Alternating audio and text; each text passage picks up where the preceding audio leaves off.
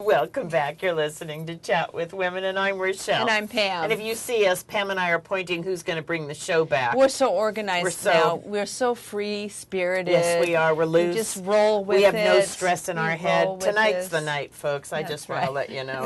Well, we're with Dr. Pepper Schwartz, and when we went to break, we were chatting with Pepper. What else are you working on? And in break time, we heard about something very exciting. We're all raising our hand watching it. Why don't you share that with our listeners? I'm so amazed that all the hands went up. That's what I'm like, we have other ladies in the studio today. Right. Well, anyhow, it's a drug for female desire. I've been working as a consultant to Boehringer Ingelheim, which is a family-owned German pharmaceutical. So sadly, what I'm going to tell you cannot run out and get stock for this product. Really sad. Because it's privately owned. But they're in stage 3 testing with the FDA, which means that all things considered, it will probably go through and be legal. And it is a drug that they found that would make women have much more desire, sexual desire. They were actually testing for antidepressants. And they're, most antidepressants that play around with serotonin actually lower sexual desire. Right. Exactly. Some compounds, the only compound that doesn't do that is Wellbutrin right now, which has about 25% of people who take that in their own testing report increased desire.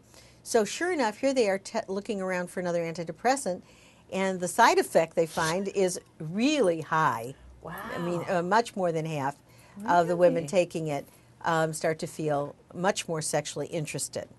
And so what it will be is, I'm not allowed to say the name of it yet. It's not announced yet, but it'll be something that you have to take over time. It won't be like Viagra. You have like one pill and there you are. Okay. Because that's an hydraulic drug. But it builds. This is builds in the same way.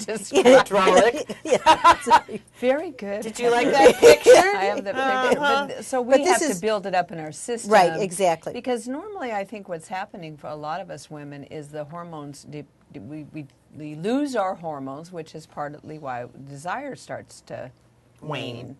So this, you're saying, will bring that desire back up. Right, and it's been specifically tested for premenopausal women. So it will work with postmenopausal women, but it's not just operating on lowered estrogen. It's not. No, I mean, but that doesn't mean it won't affect postmenopausal women. It will, but that's not its lever. That's not the reason. I really want to know how I could be a test subject. Who do Well, I call, Pepper? You and everybody driving. All these women are going, woohoo! I'll tell you what, next time I talk to these people, because it's been fascinating. I was in a meeting in San Francisco about a week ago on this, where they just had a huge room of gynecologists talking about, you know, how this would be introduced to their clinical population who is looking for something like this. So a lot of it, you know, it's going to be a prescription drug. So talking about it was, you'll find this interesting. I was the only PhD there as opposed to MD, and there were only 2 women at the table. It was all male. But gynecologists, for God's sakes.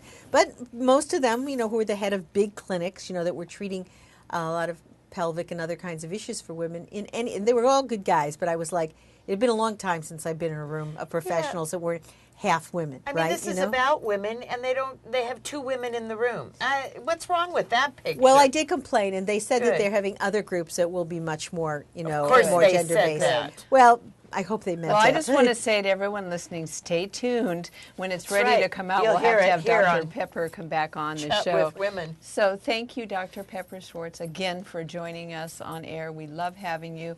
We'd love to have more conversations about how can we have better relationships. We'll have to have you back talking about that at another time, because I think everyone's striving for that.